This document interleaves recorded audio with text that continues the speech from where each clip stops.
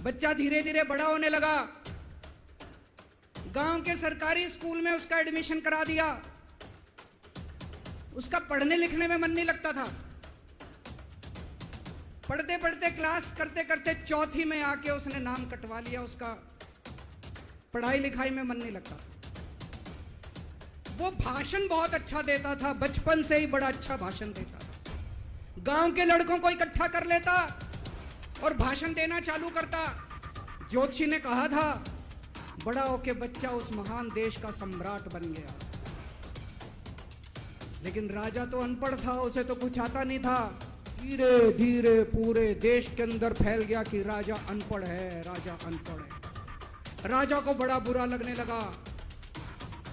तो राजा ने कहीं से एक फर्जी डिग्री का जुगाड़ कर लिया। एक फर्जी डिग्री का जुगाड़ कर लिया, एमए की डिग्री का। एक बार कुछ लोग गए राजा को, बोले जी नोटबंदी कर दो। नोटबंदी करने से भ्रष्टाचार खत्म हो जाएगा, आतंकवाद खत्म हो जाएगा। राजा को कुछ समझ नहीं आया। राजा की खूब चमची मारी उन्होंने। राजा ने एक दिन शाम को टीवी पे आके 8 बजे नोटबंदी कर दी। पूरे देश का बेड़ा गर्क हो गया। राजा अपने दोस्तों का बड़ा ख्याल रखता था। उसके दोस्त थे। एक दोस्त ने 10,000 करोड़ रुपए चोरी कर लिए। राजा ने उसको देश से भगा दिया। राजा का एक और दोस्त था। वो दोस्त इतना गंदा था कि उसने कुछ अंतरराष्ट्रीय खिलाड़ी महिलाओं के साथ बदतमीजी करी। लेकिन राजा ने दोस्ती नहीं छोड़ी। मजाल जो उस दोस्त के ऊपर कोई आंच आ जाए, राजा उस दोस्त के साथ खड़ा रहा। लेकिन उसने खिलाड़ियों का राजा का एक और दोस्त था। उस दोस्त ने किसानों के ऊपर गाड़ी चढ़ा दी, रौंद दिया, कुचल दिया किसानों को। राजा ने अपनी दोस्ती नहीं छोड़ी। इस बात पे तो दाद देनी पड़ेगी कि राजा दोस्तबाज था, एक नंबर का दोस्तबाज था। ये कहानी एक राजा की है, एक चौथी पास राजा की कहानी है, एक अहंकारी राजा की कहानी है, एक भ्रष्टाचारी राजा की कहानी है। आप लोगों ने राजा और रानी की कई कहानियां सुनी होंगी। इस कहानी में राजा तो है, रानी नहीं है।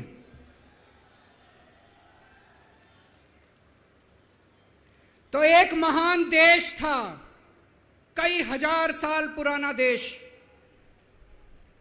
उस देश के एक गांव में एक बच्चा पैदा हुआ। बहुत गरीब घर में एक बच्चा पैदा हुआ। तो जैसे गांव के अंदर बच्चा पैदा होने पे ज्योतिषी आते हैं, ज्योतिषी आके बच्चे का भविष्य बताते हैं, ऐसे गांव का ज्योतिषी आया। उसने बच्चे की कुंडली देखी और बच्चे की मां को बोला कि माई, तेरा बेटा बड़ा होके बहुत बड़ा सम्राट बनेगा। माई को समझ नहीं आया, मैं इतनी गरीब, मेरा परिवार इतना गरीब, मेरा बेटा सम्राट कैसे बनेगा। खैर बच्चा धीरे धीरे बड़ा होने लगा। गांव के सरकारी स्कूल में उसका एडमिशन करा दिया। उसका पढ़ने लिखने में मन नहीं लगता था। पढ़ते पढ़ते क्लास करते करते चौथी में आके उसने नाम कटवा लिया। उसका पढ़ाई लिखाई में मन नहीं लगता था। बगल में, गांव के बगल में एक रेलवे स्टेशन था। घर में बहुत गरीबी थी। वो बच्चा वहां स्टेशन पे जाके चाय बेचने लगा।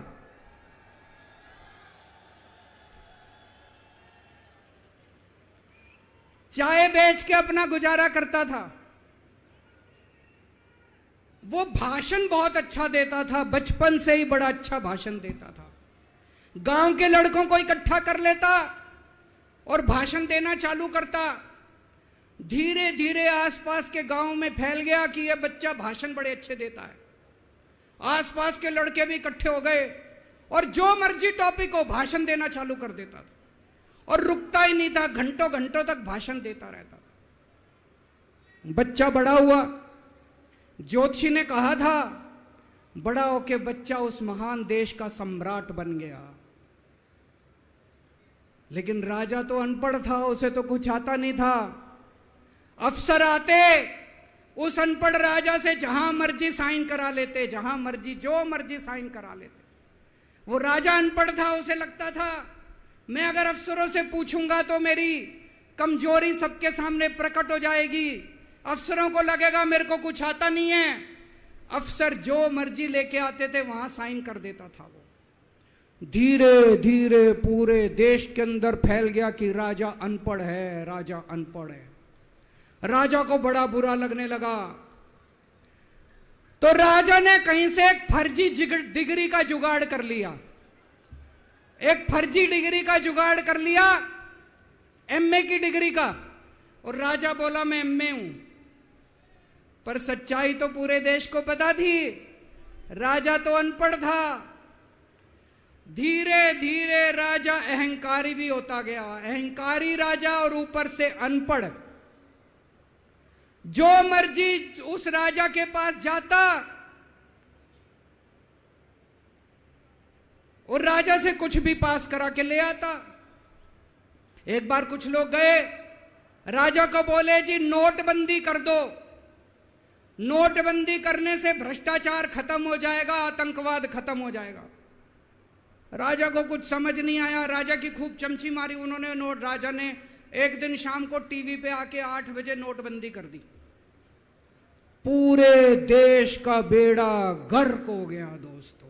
लंबी लंबी बैंकों के सामने लाइनें लग गई, कई लोग मर गए, दुकानें बंद हो गई, रोजगार बंद हो गए, बड़ी बड़ी इंडस्ट्री बंद हो गई, पूरे देश का बेड़ा गर्क हो गया।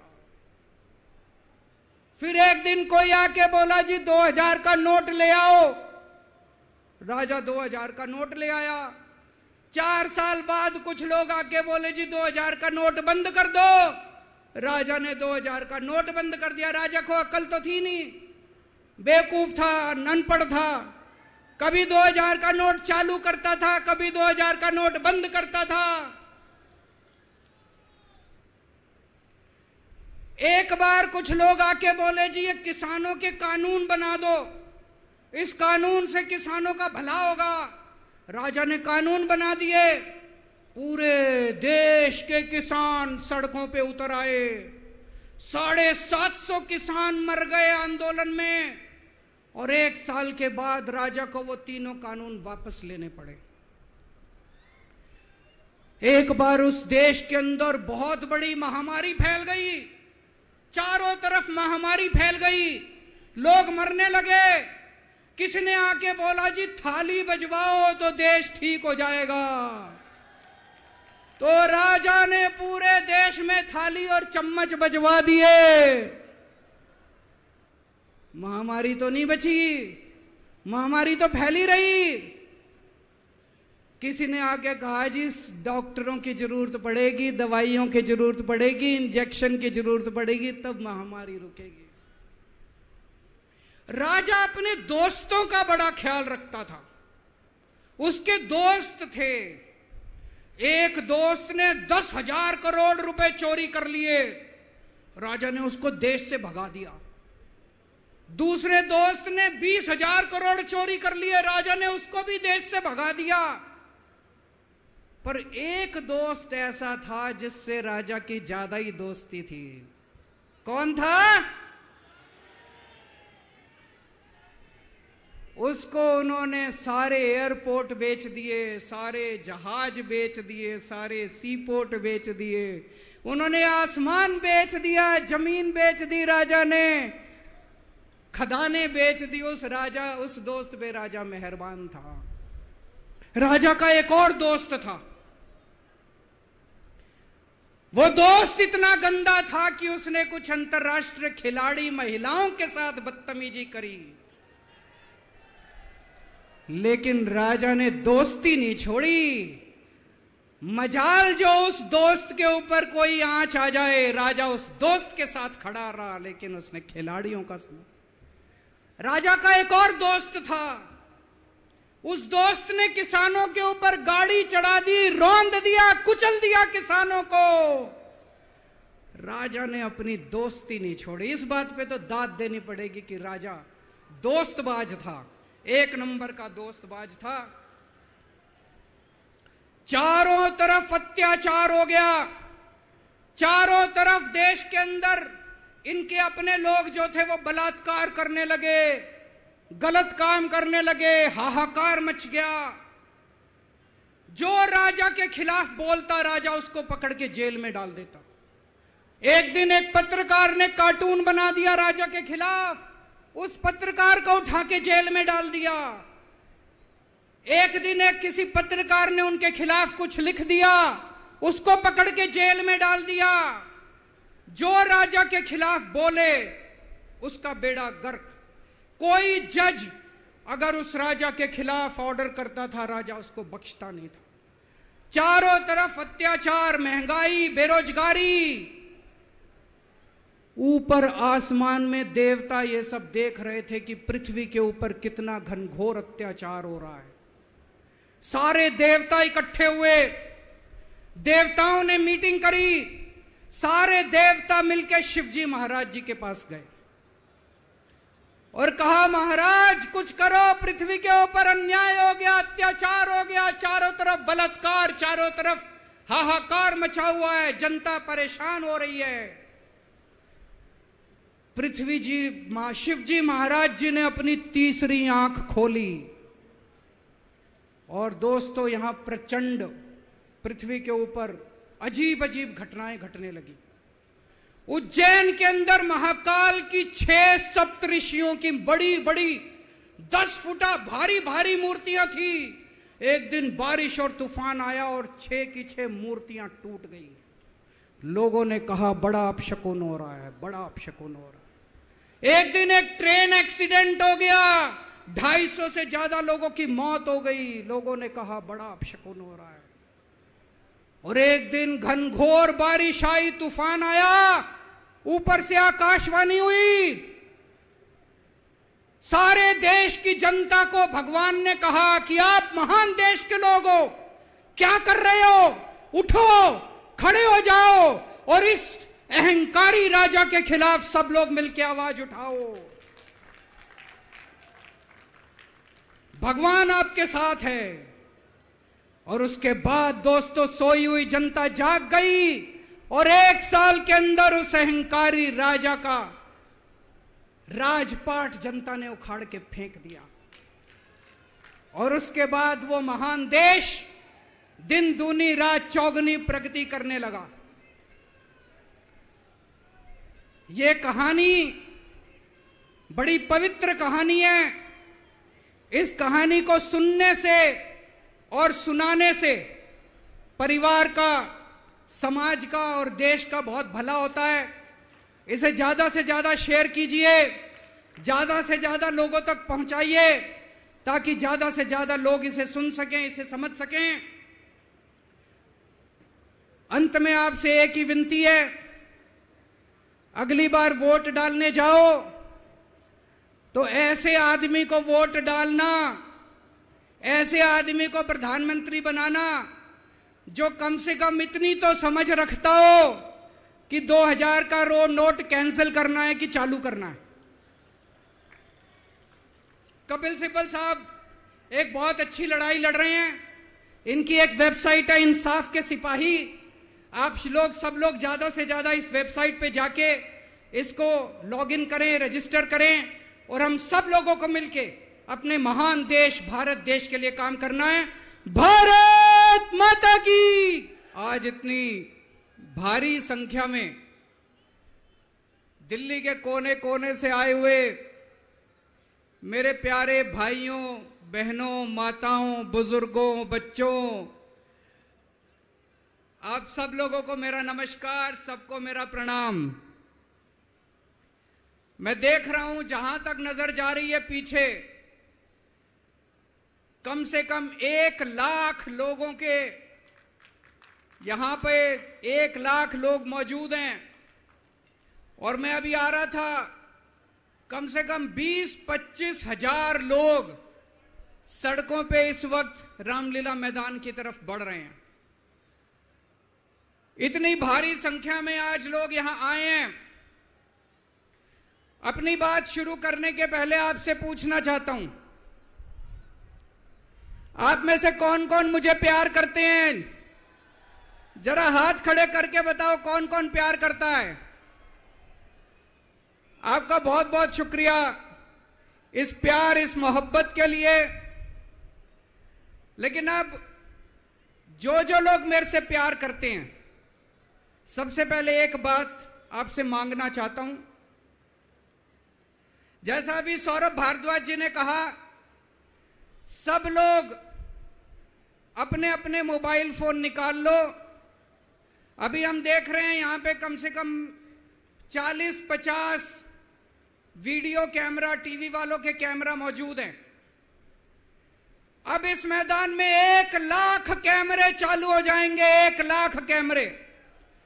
सब लोग अपना अपना फोन निकालो, फोन पे वीडियो रिकॉर्डिंग चालू करो, अपनी अपनी फेसबुक चालू करो और फेसबुक लाइव कर दो। इस रामलीला मैदान से अब एक साथ 1 लाख टीवी कैमरे लाइव चालू होंगे, 1 लाख टीवी कैमरे लाइव चालू होंगे। मैं सबसे पहले कपिल सिब्बल साहब का बहुत बहुत शुक्रिया अदा करता हूं, हमारे इनविटेशन पे आज वो आए। कई साल के बाद आज हम लोग रामलीला मैदान में इकट्ठे हुए हैं। आज से 12 साल पहले, 12 साल पहले इसी रामलीला मैदान में इकट्ठे हुए थे हम लोग भ्रष्टाचार के खिलाफ। इस मंच को मैं नमन करता हूं, यह बहुत पवित्र मंच है। आज से 12 साल पहले भ्रष्टाचार के खिलाफ इकट्ठे हुए थे। आज इसी मंच से एक अहंकारी तानाशाह को इस देश से हटाने के लिए फिर से इकट्ठे हुए हैं। दोस्तों, तानाशाही को खत्म करने के लिए फिर से इकट्ठे हुए हैं। और जैसे उस वक्त भ्रष्टाचार के खिलाफ आंदोलन हमारा सफल हुआ था, आज इसी मंच से जो आंदोलन शुरू हो रहा है, हमारे देश के अंदर जो तानाशाही लाई जा रही है उसे खत्म करने का जो आंदोलन शुरू हो रहा है, जनतंत्र को खत्म करने का जो आंदोलन शुरू हो रहा है, संविधान को बचाने का जो आंदोलन आज शुरू हो रहा है, बहुत जल्दी इस आंदोलन को भी सफलता मिलेगी। सुप्रीम कोर्ट ने दिल्ली के लोगों के हक में फैसला दिया। 8 साल तक दिल्ली के लोगों ने लड़ाई लड़ी सुप्रीम कोर्ट के अंदर। सुप्रीम कोर्ट में हमारे वकील अभिषेक मनु सिंघवी साहब ने दिल्ली के लोगों की तरफ से लड़ाई लड़ी। सबसे पहले मैं आज इस मंच से सिंघवी साहब का भी दिल्ली के लोगों की तरफ से शुक्रिया अदा करता हूं, जिन्होंने दिल्ली के लोगों को उनका हक दिलाया। दोस्तों, 11 मई, आज 11 जून है,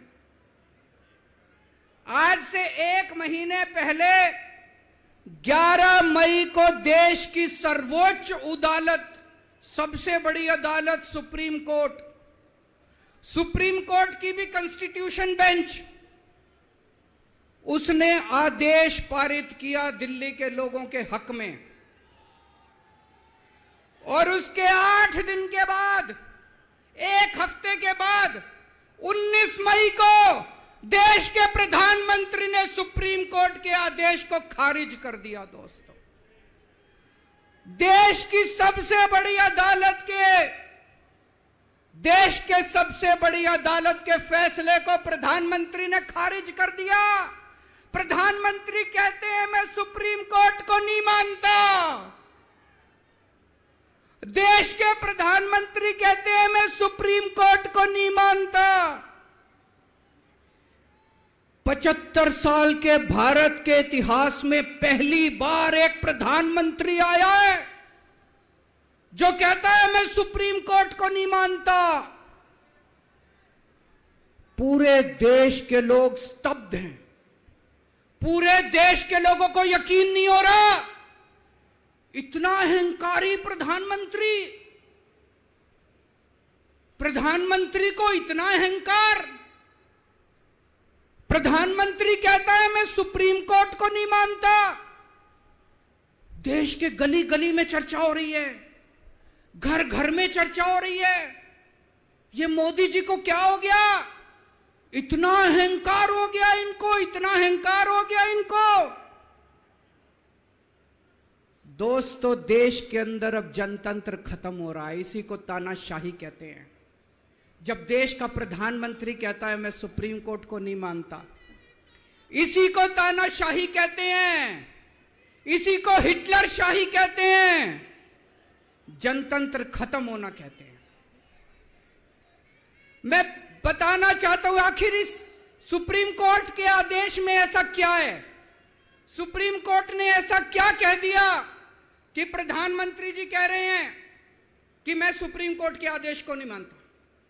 सुप्रीम कोर्ट ने अपने आदेश में बोला कि भारत एक जनतंत्र है, भारत में जनता सुप्रीम है, जनता अपनी सरकार चुनती है, उस सरकार को जनता के काम करने का पूरा अधिकार होना चाहिए। दिल्ली में भी लोग सरकार चुनते हैं, दिल्ली की सरकार को भी, जिस भी सरकार को दिल्ली के लोग चुनते हैं, चाहे इस पार्टी की सरकार हो चाहे उस पार्टी की सरकार हो, सुप्रीम कोर्ट ने कहा कि जो भी सरकार दिल्ली के लोग चुनते हैं, जनता सुप्रीम है, दिल्ली की जनता सुप्रीम है, उस सरकार को काम करने का अधिकार होना चाहिए। मैं आपसे पूछना चाहता हूं, क्या सुप्रीम कोर्ट ने गलत बोला? क्या प्रधानमंत्री को सुप्रीम कोर्ट का आदेश मानना चाहिए? मोदी जी कहते हैं मैं सुप्रीम कोर्ट का आदेश नहीं मानता। मोदी जी ने अध्यादेश पारित कर दिया और सुप्रीम कोर्ट के आदेश को खारिज कर दिया। मोदी जी का अध्यादेश क्या कहता है? प्रधानमंत्री जी ने ये जो अध्यादेश पारित किया, ये क्या कहता है? मोदी जी का अध्यादेश कहता है कि अब दिल्ली के अंदर जनतंत्र नहीं होगा, अब दिल्ली के अंदर तानाशाही चलेगी, अब दिल्ली के अंदर जनता सुप्रीम नहीं है, अब दिल्ली के अंदर एलजी सुप्रीम होगा। अब दिल्ली के अंदर चाहे जनता जिसको मर्जी वोट दे, चाहे जनता जिसकी मर्जी सरकार बनाए, प्रधानमंत्री जी कहते हैं सरकार तो मैं ही चलाऊंगा, मेरी तानाशाही चलेगी, अब जनता सुप्रीम नहीं है, जनता की नहीं चलेगी, जनता की सरकार की नहीं चलेगी। प्रधानमंत्री जी कहते हैं एलजी के जरिए मैं सरकार चलाऊंगा। 26 जनवरी 1950 को हमारे देश का संविधान लागू हुआ। बाबा साहब अंबेडकर ने संविधान बनाया। बाबा साहब अंबेडकर ने अपने संविधान में लिखा कि इस देश के अंदर जनतंत्र होगा, जनता सुप्रीम होगी। आज प्रधानमंत्री जी ने भारत के संविधान के परखच्चे उड़ा दिए। प्रधानमंत्री जी ने भारत का संविधान बदल दिया। प्रधानमंत्री जी कहते हैं अब जनता सुप्रीम नहीं होगी, अब एलजी सुप्रीम होगा। जनता सुप्रीम नहीं होगी, अब प्रधानमंत्री सुप्रीम होगा। प्रधानमंत्री जी कहते हैं अब दिल्ली की जनता की वोट की कोई कीमत नहीं होगी। यह तो सरासर अपमान है दिल्ली के लोगों का। प्रधानमंत्री जी कहते हैं दिल्ली की जनता जिसको मर्जी वोट दे, उस वोट की कोई कीमत नहीं है। दोस्तों, ये बीजेपी वाले रोज मेरा अपमान करते हैं, मेरे को गालियां देते हैं, गंदी गंदी गालियां देते हैं। मेरे को अपने मान और अपमान की कोई चिंता नहीं है, मैं कोई परवाह नहीं करता, मैं इनको वापस गाली नहीं देता, मेरे को गाली गलौज नहीं करनी आती, मेरे संस्कार नहीं सिखाते। मैं 24 घंटे अपने काम में व्यस्त रहता हूं, मेरे को काम से मतलब है। आप लोगों ने मेरे को इतना मौका दिया, इतनी जिम्मेदारी है, 24 घंटे काम करता हूं।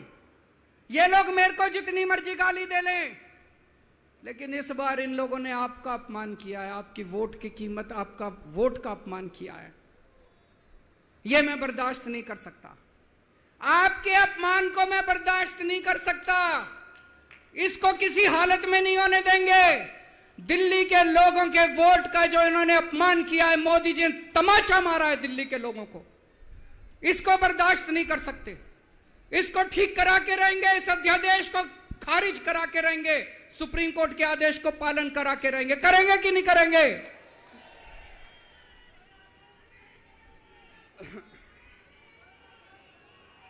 मैं पूरे देश में घूम रहा हूं, हर राज्य के अंदर गया मैं। पिछले दिनों पूरे देश के अंदर घूम रहा हूं, सारी पार्टियों के नेताओं से मिला। मैं आपको दिल्ली के लोगों को बताना चाहता हूं, देश के सारे लोग आपके साथ हैं। आप ये मत समझना आप अकेले हो। 140 करोड़ लोग आपके साथ हैं।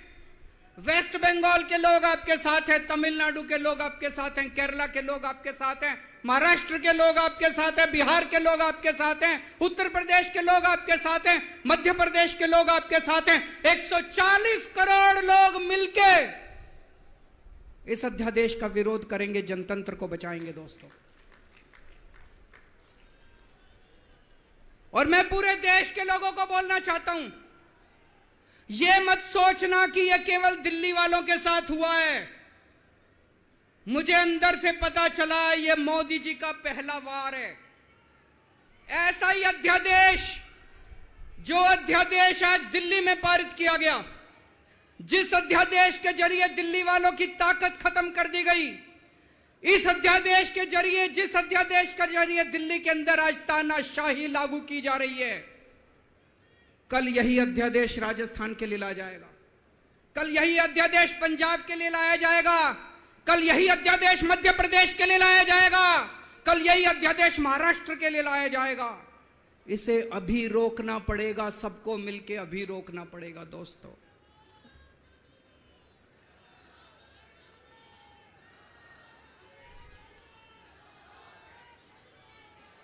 मोदी जी दिल्ली वालों के पीछे क्यों पड़े हैं? दिल्ली वालों के पीछे क्यों पड़े हैं मोदी जी? 2015 में दिल्ली के लोगों ने 7 एमपी की सीट मोदी जी को जिता दी, मोदी जी को प्रधानमंत्री बनाया और मोदी जी को कहा आप देश संभालो। और दिल्ली में 70 में से 3 सीट बीजेपी को दी, 3 सीट, 67 सीट आम आदमी पार्टी को दी। और दिल्ली के लोगों ने कहा केजरीवाल जी आप दिल्ली संभालो। बीजेपी को 3 सीट देने का क्या मतलब? दिल्ली के लोगों ने अपनी आंखें लाल करके मोदी जी की तरफ देखा और बोला आप देश संभालो, खबरदार दिल्ली की तरफ आंख उठा के देखी तो। बोला कि नहीं बोला? 2020 में फिर से दिल्ली के लोगों ने 7 एमपी की सीट मोदी जी को दी, बोले आप देश संभालो। आम आदमी पार्टी को 70 में से 62 सीट दी, बोले केजरीवाल जी आप दिल्ली संभालो। फिर से दिल्ली के लोगों ने आंखें लाल करके मोदी जी को कहा आप देश संभालो, दिल्ली की तरफ आंख उठा के मत देखना। लेकिन प्रधानमंत्री जी से देश तो संभल नहीं रहा, देश का तो बेड़ा गर्क कर दिया। रोज उठते हैं और दिल्ली वालों के काम रोक देते हैं, रोज उठते हैं और दिल्ली वालों के काम। मैं स्कूल बनवाता हूं, मोदी जी कहते हैं मैं तेरे स्कूल नहीं बनने दूंगा। मैं अस्पताल बनवाता हूं, मोदी जी कहते हैं तेरा अस्पताल नहीं बनने दूंगा। मैं मोहल्ला क्लिनिक बनाता हूं, मेरे मोहल्ला क्लिनिक तोड़वा दिए मोदी जी ने। पिछले साल प्रधानमंत्री जी ने दिल्ली के अस्पतालों में दवाइयां बंद करा दी। मैं सीसीटीवी कैमरे लगवाता हूं, प्रधानमंत्री जी एलजी को कह के सीसीटीवी कैमरे नहीं लगने देते। पिछले साल मोहल्ला क्लिनिक के अंदर इन्होंने गरीबों के टेस्ट बंद करवा दिए दोस्तों। मैंने दिल्ली के लोगों के लिए योगा क्लासेस शुरू की, प्रधानमंत्री जी ने योगा क्लासेस बंद करवा दी।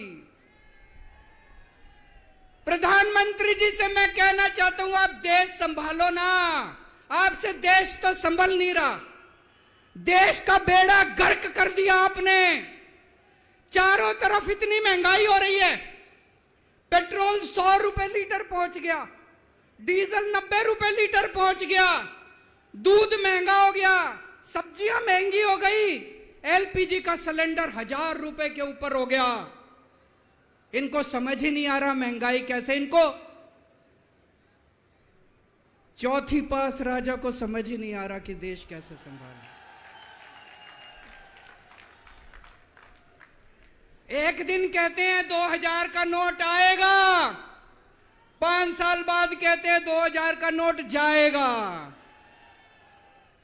अरे इनको समझ ही नहीं है। आप लोगों ने कोई समझदार प्रधानमंत्री बनाया होता, कम से कम ये तो बता देगा 2000 का नोट आएगा कि जाएगा। चारों तरफ बेरोजगारी फैली हुई है, इनको समझ ही नहीं आ रहा बेरोजगारी कैसे दूर करें।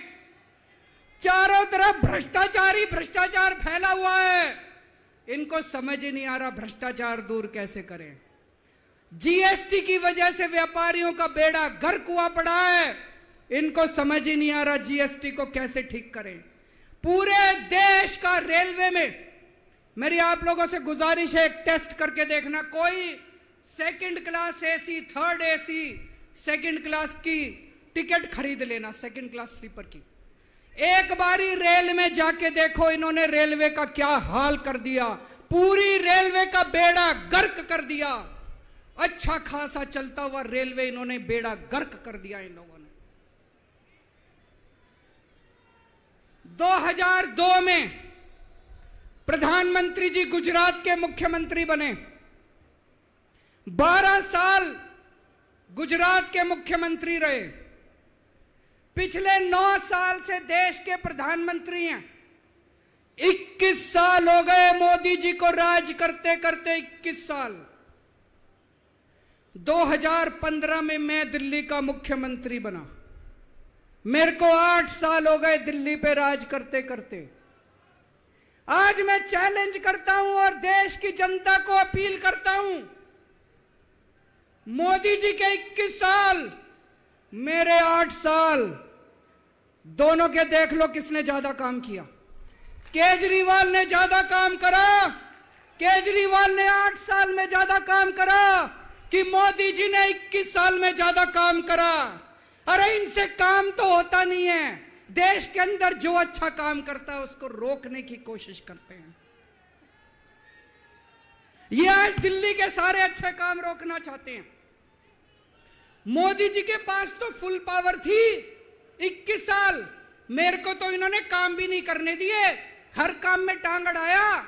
फिर भी मेरे 8 साल उठा के देख लो, कितने स्कूल बनवा दिए, कितने अस्पताल बनवा दिए, लोगों का इलाज मुफ्त कर दिया, लोगों के बच्चों को पढ़ाई दे रहे हैं अच्छी, बिजली मुफ्त कर दी। मैंने बिजली मुफ्त करी।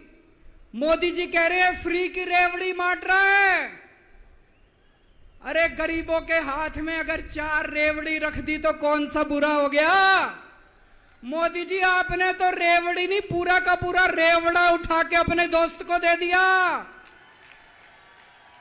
पूरा का पूरा देश उठा के अपने दोस्त को दे दिया। पूरा की पूरी केंद्र सरकार उठा के अपने दोस्त को फ्री में दे दी। मैंने तो 4 रेवड़ी रखी थी एक एक हाथ में, गरीबों के हाथ में, आपने तो रेवड़ा ही उठा के दे दिया सारा का सारा।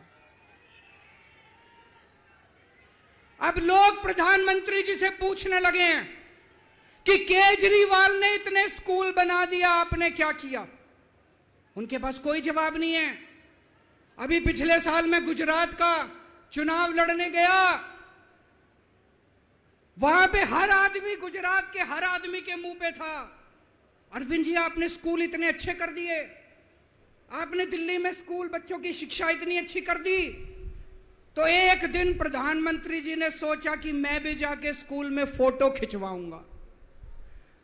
पूरे गुजरात में ढूंढने से उनको एक स्कूल नहीं मिला जिसमें मोदी जी फोटो खिंचवा ले। एक स्कूल, 30 साल से गुजरात में बीजेपी की सरकार है, एक स्कूल नहीं मिला। इनको एक स्टूडियो के अंदर टेंट लगा के एक क्लास, फर्जी क्लास बनानी पड़ी। 10 बच्चे बुलाए, डेस्क लगाए, वहां पे मोदी जी एक बच्चे के साथ बैठे और उन्होंने फोटो खिंचवाई। अब लोग प्रधानमंत्री जी से पूछने लगे कि केजरीवाल ने इतना काम कर दिया, आपका काम कहां है। तो अब मोदी जी ने तय किया मैं केजरीवाल को काम नहीं करने दूंगा।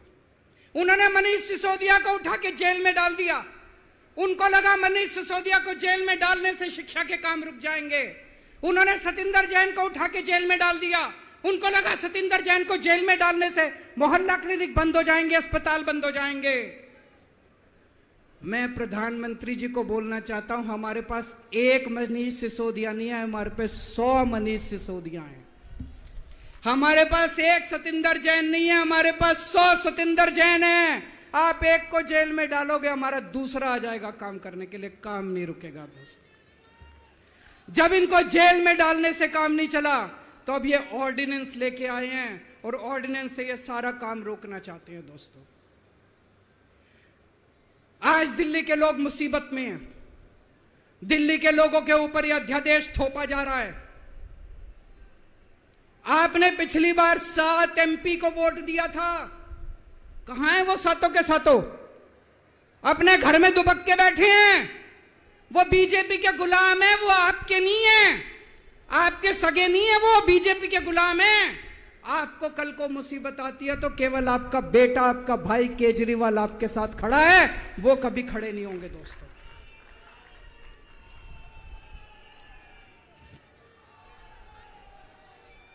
और अंत में मैं आपको एक कहानी सुनाना चाहता हूं। चौथी पास राजा। किस किसने सुनी है ये कहानी?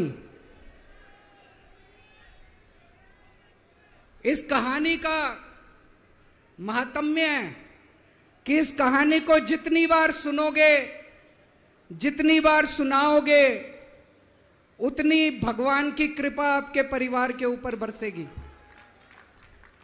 इस कहानी का जितना प्रचार प्रसार करोगे, उतना देश की तरक्की होगी, उतना समाज की तरक्की होगी। तो जिन लोगों ने कहानी सुनी है वो भी बड़े ध्यान से दोबारा सुनना, अच्छे से सुनना और इसका खूब प्रचार प्रसार करना।